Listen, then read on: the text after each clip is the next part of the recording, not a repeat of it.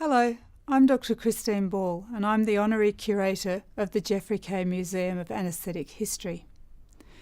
Dr Geoffrey Kaye was one of only a handful of full-time anaesthetists working in Australia in the 1920s and 30s. He believed strongly in the need for formal teaching and meaningful research in anaesthesia. Of independent means, he travelled widely when few could afford to Europe, to Britain and to the United States. And as a result, he met, worked and trained with most of the leading anaesthetists of the time. He brought back techniques and enthusiasm with him to Australia, enthusiasm that was to lead to the formation of the Australian Society of Anaesthetists in 1934. The newly formed ASA established its headquarters in Geoffrey's private residence in Mathura Road, Toorak. Here they created a meeting space, library, museum and workshop. The museum collection was intended as a teaching tool, and Geoffrey used it with his students at Melbourne University. He worked extensively with the collection, sectioning many pieces of equipment in the workshop. Here he also designed equipment he used during his career. This equipment and some of his teaching sections can now be seen in the Geoffrey Kaye Museum of Anaesthetic History. Geoffrey Kaye was also responsible for the publication of the first Australian textbook on anaesthesia, a collaboration with his colleagues at the Alfred Hospital and the Baker Institute in 1932. Geoffrey learned a great deal from his travels, as he related to John Paull many years later. In 1929, you went to a British Medical Association Congress in Sydney, I believe. Yes. And that changed your career rather dramatically. Well, it changed the careers of all of us. The principal guest at that Congress was Francis Hofer McMakin, the Secretary General of the International Anaesthesia Research Society, based on Avon Lake, Ohio. His arrival was absolutely electric.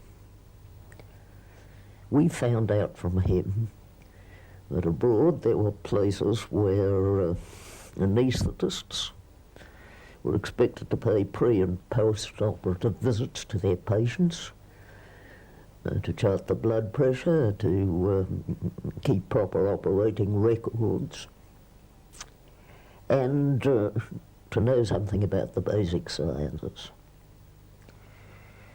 It was obvious that if one wanted to become a serious anaesthetist, one had to go overseas for it. And the place to go was North America. Can you tell us a little bit of what it was like at that time with endotracheal anaesthesia? It's a far cry from present-day practice. Well, up till McGill's time, of course, everyone was using the small ward gum elastic technique with an insufflation of anaesthetic vapour, practically the method used by Ellsberg in 1909. The wide-bore tube had a colourful story. It arose out of the casualties from the Battle of Loos in 1915, the faciamaxillary cases. But anyway, he and Rowbotham were the pioneers of the wide-bore tube, working together. That was would have been in 15, 16. But McGill never published that till 28. The rumour was, I've not had this confirmed by McGill himself, but the rumour was that his surgeons didn't want a unique trade secret made too public. McGill was kind enough to take one to the instrument makers and show one how to select the right tubing, how to store it in boxes to give it the desired anterior curve for nasal or oral use, how to cut a bevel on it, smooth the bevel with a hot iron and clean it up with chloroform. That was very useful knowledge. Came in handy in the Second World War because we could never get enough endotracheal tubes and Egypt, and it was very handy to be able to make them for the forward units. Yes. Incidentally, one ought to pay tribute to the anaesthetists of our past for their handling of ether. They handled ether very well, thanks to the precepts of Hornibrook and Embley. Mm-hmm. But we were a long way behind in the gases, for example, and we left regional and local anaesthesia entirely to the surgeons. As I said, there were 3 or 4 specialist anaesthetists in Melbourne and Sydney, and they could pass an endotracheal tube. They could use a rather primitive American gas machine without knowing a great deal of the physiological ins and outs of what they were doing. Mm. But even that was advanced by the standards of Central Europe. My last meeting with McMakin was rather pathetic. He attended a New York Congress at the time of the Munich crisis. And I was summoned to his room. And he said, "Have you ever thought why it was such as that you received such a good run around in foreign countries in 1930? I said, "Oh, I suppose I was a personal young man, sir, but I can't think of any other reason." He said, "Oh no, it wasn't that. It was that you were being vetted for possible membership of the team of the IARS." He went on to describe the qualifications. The ones I remember were, first of all, you had to know how to use a typewriter and write tolerable English. And a couple of languages helped. And you had to be able to do the polite thing in French or German when you were out to lunch or with the women at the congresses.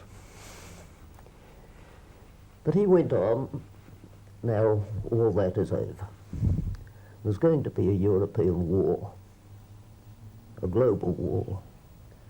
And when it's over, the only money in the world will be in America.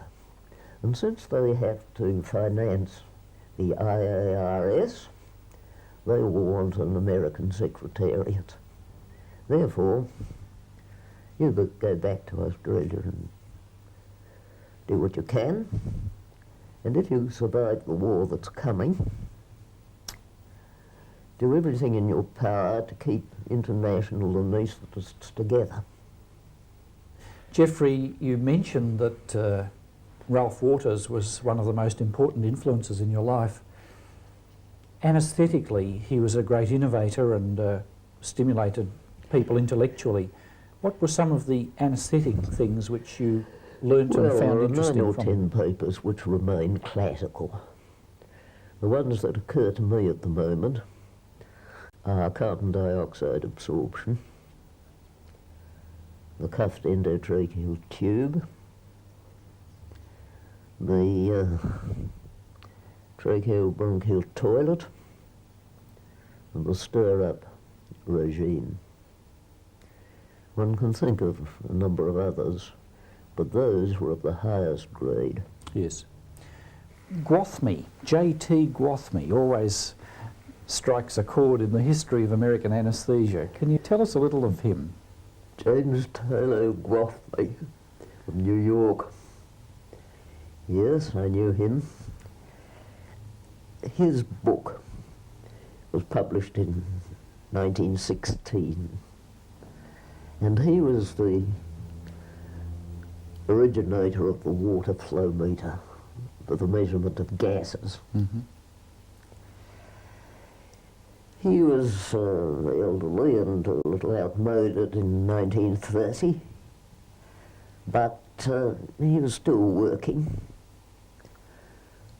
And I received at his hands an introduction not only to the Gwathmey gas machine, which was the prototype of the boil, but also to giving nitrous oxide to negroes. You couldn't detect cyanosis. And it took me some time to find out that what you did was you looked at the mucous membrane of the inside of the lip or the eye. To sum up a little bit about American anaesthetics, do you think the influence which they had was spread throughout Europe and Australia sufficiently rapidly, or did we lag behind? No. As far as Australia was concerned, it was revolutionary. The fashion set in for our anaesthetists to visit the States. Fellows like Troop, Marshall, Harry Daly. They travelled in the States. Well, before we close, I'd like to pay a belated tribute to the Americans and their hospitality. I found them at that time the most galvanic, energetic and original country I'd ever been in, and also the one of the most generous in their hospitality. Did you think of staying? Many times. How close did you come? Well, I had to carry out McMechan's orders, and they were to go back to Australia and do what I could.